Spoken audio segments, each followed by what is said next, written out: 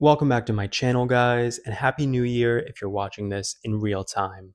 As you can see, this is going to be one of my lounging about videos, what one subscriber once called the laying down podcast, which I love that phrase. The only thing I don't love about this positioning is that this leg looks amputated, like it's an optical illusion. Don't worry, my legs are still in a prime condition.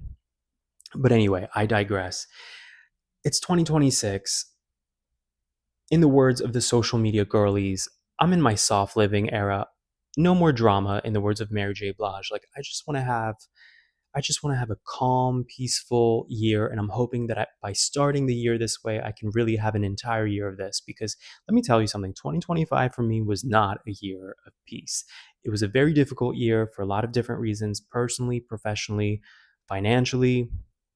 Hence why I escaped the country for like 3 weeks in the fall, in October and November. And that's what I want to talk about in this video. I want to reflect. I've been reflecting on these recent travels that I had. Some of you might have seen those videos to Turkey, Morocco, and Portugal. Turkey and Morocco in particular, I had such interesting experiences that I chronicled on this channel.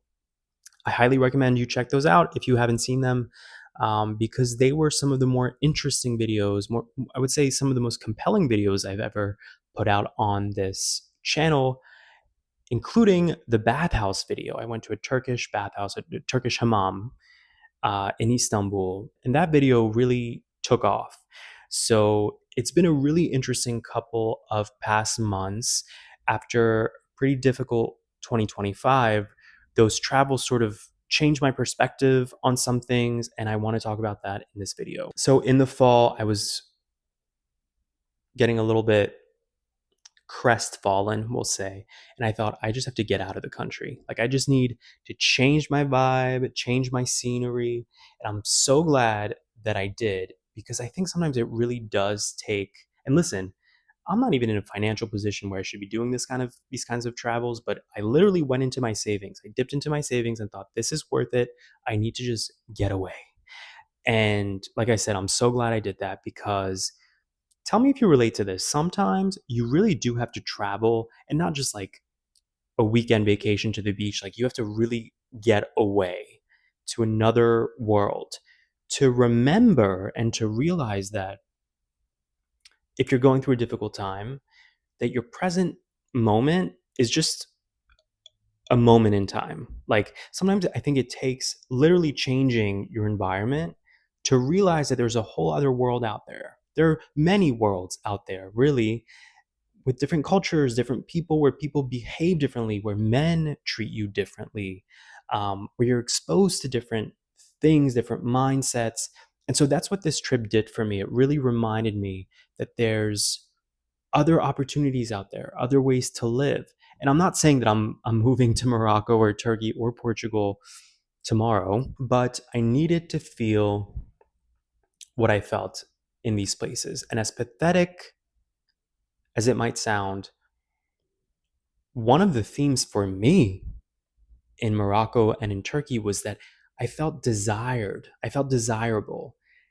And that's something that I haven't really felt in the States. I actually feel very invisible in the US, in Miami in particular. And I've been in Miami now for 5 years. So it's hard for me to gauge, like, is this a Miami thing? Is this just this phase of my life? Is it the US? But I have to tell you, when I came back to the States, I instantly became like melancholy, because I was like, shit, like back to reality, right? Like back to real life, in the same way that when you come back from any vacation, oftentimes you're like, oh crap, like now I got to go back to my real life, right? To responsibilities and all that. But I also just, again, the jarring difference of these cultures that are not perfect cultures, but they're just so different from American culture in the way that men treat you, interact with you, and just much more old school cultures, right? Coming back to the US, it was so jarring to recognize like how I feel like it's such a disconnected society. Like, everybody's glued to their phones. I feel like people don't even make eye contact walking down the street. And so that's something I've been consciously working on, to like when I'm interested, when I'm riding my bike on the boardwalk here in Miami or going for a run or going for a walk, like I just now look at a guy and hope he looks back. He basically never looks back, but I'm trying.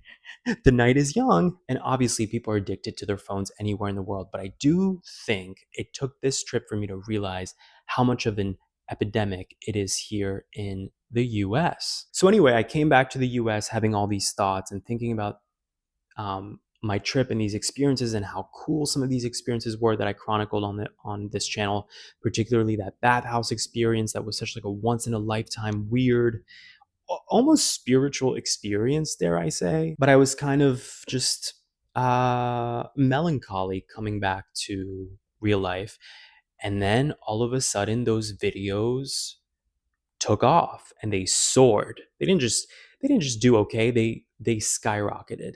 The bathhouse video in particular, at the time that I'm making this video, that video is at almost 100,000 views, which is insane that in a couple of months one of my videos could take off that way.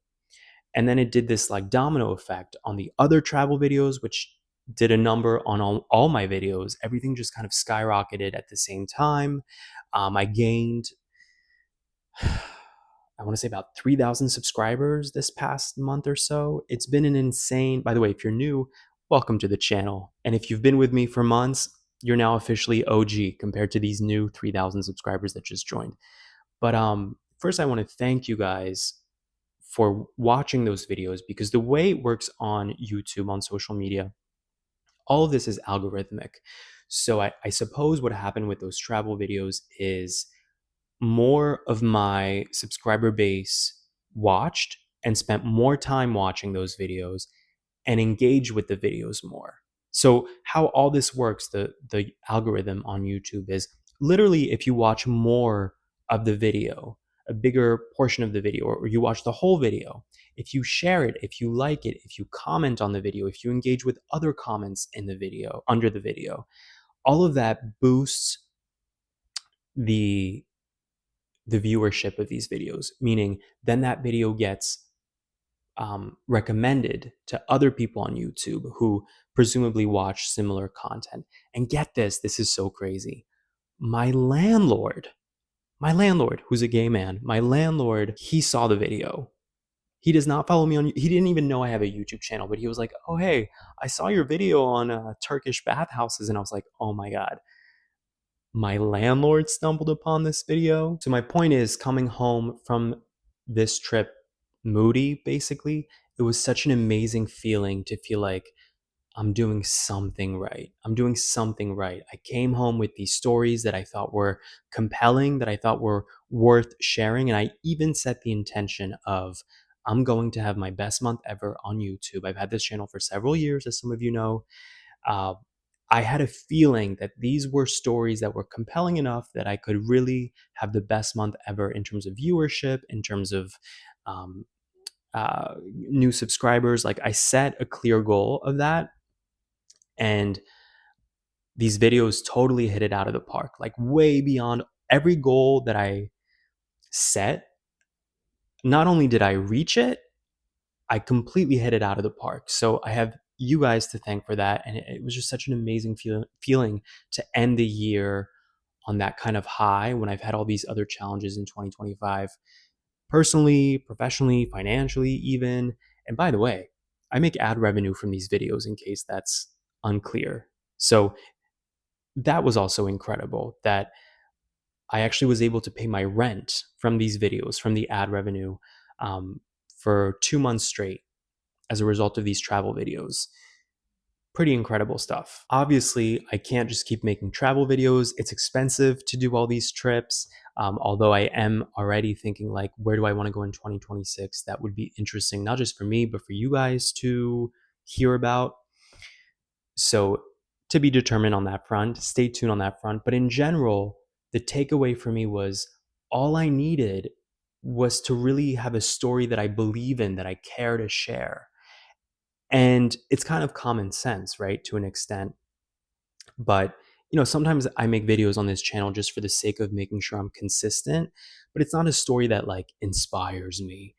It's more like, okay, this feels like something relevant to my audience that some people might appreciate, like some grinder story or something. But with those travel videos, the point for me, like the lesson was, oh, if I really am passionate and inspired by what I'm talking about, then that's something that the viewers feel too. And listen, there's always haters. Like those videos, listen, the bathhouse video and the hookup that I had in Morocco, there were some nasty comments on there. Like you can still see them if you go back to them. Some of the comments are nasty, very mean, very judgmental. And so it does weigh on me, but overwhelmingly, most people were like, this is an absurd story. And I'm so glad that I actually watched the entire video. So in 2026, I'm hoping to deliver more compelling videos for you guys. I want to be careful and not do the typical clickbaity thing. Even for me, that was very vulnerable to share multiple stories that were very candid and related to, frankly, sexuality and sexual experiences. I don't want to become a YouTube channel that revolves around that. I just think it's kind of like tacky and fulfills the stereotypes of what it means to be gay. At the same time, it's real life. It's a part of my journey in the same way that it's a part of anybody's journey to evolve as a sexual creature. And I guess what I'm saying is I don't want to be a clickbaity channel, but I also want to have content that is that is interesting and that is really compelling and raw, and that is evocative and that makes you feel something, even if that something is discomfort, frankly. Thank you again for your support. I'm excited to keep sharing videos this year. And it was just such an amazing way to end the year to um, to have the success that I had in November and December on my channel. So I'm hoping that this year 2026 we can get past the 20K mark, 20,000 subscribers on my channel, and keep sharing really fascinating stories. That is my hope. So stay tuned, and I'll catch you guys next time.